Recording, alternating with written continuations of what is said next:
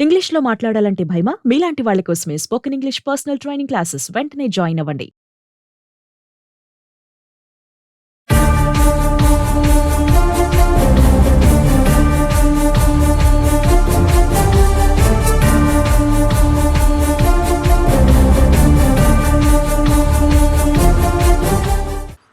ఈ బ్యాంక్స్లో మనం జరిపే ట్రాన్సాక్షన్స్ ఒక్కొక్కసారి మన నంబర్ కొంచెం డిఫరెన్స్ అయ్యి మనం పంపించేటప్పుడు కానీ లేదా వేరే వాళ్ళు పంపించేటప్పుడు కూడా ఒక్కోసారి వేరే వాళ్ళకి వెళ్ళిపోతాయి బై మిస్టేక్ వెళ్ళిపోతాయి. మళ్ళీ వాళ్ళని రిక్వెస్ట్ చేసుకోవాలా వెనక లేదు బ్యాంకులో ఇమీడియట్గా చెప్తే దాన్ని రివర్స్ చేస్తారు.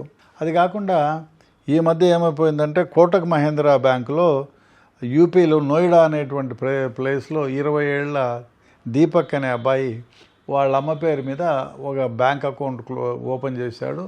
దాంట్లో వాళ్ళ అమ్మ చనిపోయిన తర్వాత కూడా ఆ బ్యాంక్ అకౌంట్నే ఆయనే క్యారీ ఆన్ చేస్తున్నాడు. అట్లయితే ఆల్ ఆఫ్ ఎ సడన్ ఆయనకు ఒక మెసేజ్ వచ్చింది. ఏమిటి ఆ మెసేజ్ అని చూస్తే దాదాపు 11 లక్షల కోట్లు ఆయనకు ట్రాన్స్ఫర్ అయింది. భయపడిపోయినాడు. ఓరే ఇదేంట్రా బాబు, ఇదెవరో నన్ను ఈ విధంగా మెసేజ్ వచ్చిందని 1కి 4 సార్లు లెక్క పెట్టుకుంటే 37 సున్నాలు ఉన్నాయి దానికి. వాడికి లెక్క పెట్టుకునేది కూడా కాక పరిగెట్టుకుంటూ పోయినాడు బ్యాంక్ మేనేజర్ దగ్గరికి వెళ్ళి, ఏం సార్ ఇది అంటే ఆయన ఆశ్చర్యపోయినాడు. ఇదేంట్రా నాయన 11 లక్షల కోట్లు ఎట్లా వచ్చాయని. అది బై మిస్టేక్ ఎర్రర్లో ఇట్ వాస్ ట్రాన్స్ఫర్డ్. దాన్ని మళ్ళీ ఇమ్మీడియట్గా ఆయన ఫస్ట్ ఏం చేశాడు, ఆ అకౌంట్ని సీజ్ చేశాడు. అంటే ఆపరేట్ కాకుండా చేసి మళ్ళీ ఎవరైనా అమౌంట్ చేయొచ్చు కదా అనే ఉద్దేశం చేసి తర్వాత ఆ ఎర్రర్ని రెక్టిఫై చేశాడు. చాలామందికి ఇట్లాంటి మెసేజెస్ వస్తుంటాయి. మేము కూడా పొరపాటున 1-2 సందర్భాల్లో కొంత అమౌంట్లు వేరే వాళ్ళకి ట్రాన్స్ఫర్ చేసినప్పుడు వేరే అకౌంట్కి పోయిన సందర్భాలు ఉన్నాయి. మళ్ళీ ఇక్కడికి చెప్పి మరి రిటర్న్ బ్యాక్ చేసిన సందర్భాలు ఉన్నాయి. అదే కాకుండా కొన్నిసార్లు ఏమైపోతుందంటే ఈ హవాలా మనీ వేరే వాళ్ళ దాంట్లో పార్క్ చేసిన సందర్భాలు కూడా ఉన్నాయి.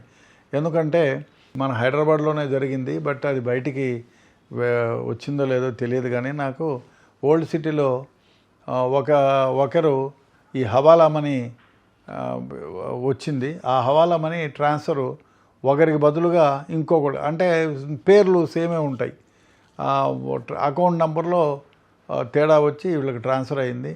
ట్రాన్స్ఫర్ అయితే ఆ అమౌంట్ తర్వాత ఈ హవాలా వాళ్ళే ఈ అమౌంట్ని, జనరల్గా హవాలా వాళ్ళు ఈ విధంగా చేయరు.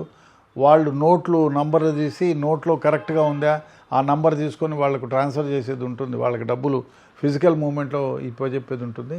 కానీ ఇక్కడ ఏమైందంటే ఫిజికల్ ట్రాన్స్ఫర్ చేయాలనే ఉద్దేశంతో ట్రాన్స్ఫర్ చేస్తే ఒకళ్ళది ఇంకోళ్ళకి వెళ్ళిపోయిన తర్వాత నేమ్ సేమే ఉంది, అకౌంట్ నెంబర్ డిఫరెంట్ ఉంది. తర్వాత దాంట్లో కూర్చొని మాట్లాడుకొని బై మిస్టేక్ వచ్చిందా అంటే దాన్ని మరి నేను ఎట్లా అకౌంట్ ఫార్ చేయాలంటే రిటర్న్ చేయమని చెప్పి దాన్ని ఏదో కంప్లైంట్ చేసుకుని వాడికి ఏదో ₹2 ఇచ్చి వాడు కాంప్రమైజ్ అయ్యి ఆ అమౌంట్ను వెనక్కి తీసుకున్నారు. ఈ విధంగా చాలాసార్లు చాలామందికి అనుకోని సందర్భంగా చదువు రాకుండా ఉంటుంది. ఎవరికైనా ఇచ్చానా ఈ అకౌంట్కి డబ్బులు పంపించు. మనం బ్యాంకుకి వెళ్తే మీ దగ్గర యూపీఐ ఉందా సార్ అని అడుగుతారు. లేదా మీ దగ్గర ఏమైనా గూగుల్ పే ఉందా సార్, మా బావమరిదికి పంపించాలా, నా వైఫ్ ఇక్కడ పనిచేసేవాళ్ళు ఉంటారు, నా వైఫ్కి పంపించాలి, ఈ 5,000 పెట్టుకొని నా నెంబర్కి పంపించండి సార్ అని. దరిద్రంగా ఇంకోటి అట్లాంటివి పంపించకండి. ఎందుకంటే మనం పంపిస్తే మన అకౌంట్ నెంబర్ తెలుస్తుంది, మన అకౌంట్లో నుంచే మనం పంపిస్తాం కదా. దాని నుంచి ఫ్రాడ్ చేసే సందర్భాలు కూడా జరిగినాయి. కాబట్టి మీకు తెలిసిన వ్యక్తి అయి ఉంటేనే మీరు ఫోన్పే కానీ గూగుల్ పే కానీ చేయండి. అట్లా తెలియని వ్యక్తులకి మీరు డబ్బులు పుచ్చుకొని మీరు ఫోన్పేనో గూగుల్ పేనో చేస్తే మీకు తెలియని వ్యక్తి, మీకు పరిచయం లేని వ్యక్తి, అవతలోడు మోసగాడై ఉంటే మీకు డెఫినెట్గా మీ అకౌంట్లో డబ్బులు మాయమయ్యేటువంటి ప్రమాదం ఉంది. కాబట్టి ఎట్టి పరిస్థితుల్లో మీకు తెలియని వ్యక్తులకి మీరు అంటే సార్ ఒక 10,000 మా బావమరిదికో మా మామకో ఎవరికో వేయండి అని మీకు డబ్బులు ఇస్తే మీరు 10,000 ట్రాన్స్ఫర్ చేసేందుకు ₹500 ఎక్కువ ఇస్తానంటే అన్న సందర్భాలు ఉన్నాయి.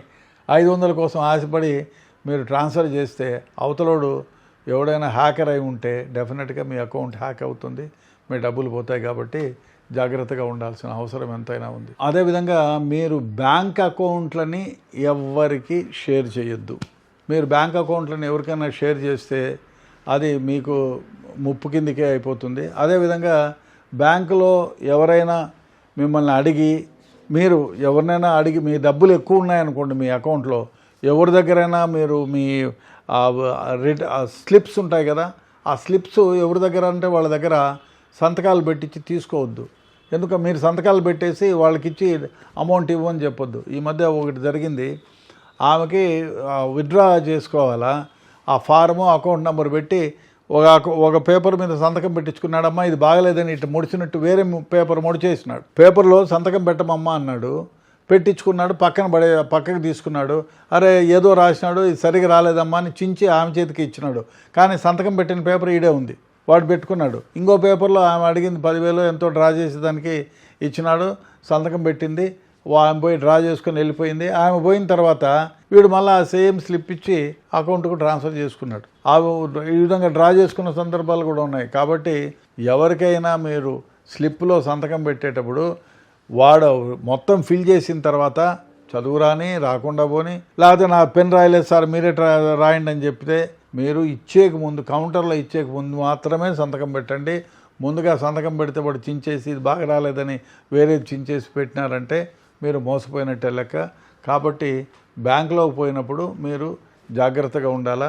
ఆ విధంగా ట్రాన్సాక్షన్ చేసుకోండి, లేకపోతే మీరు మోసపోయిన వాళ్ళు అవుతారు.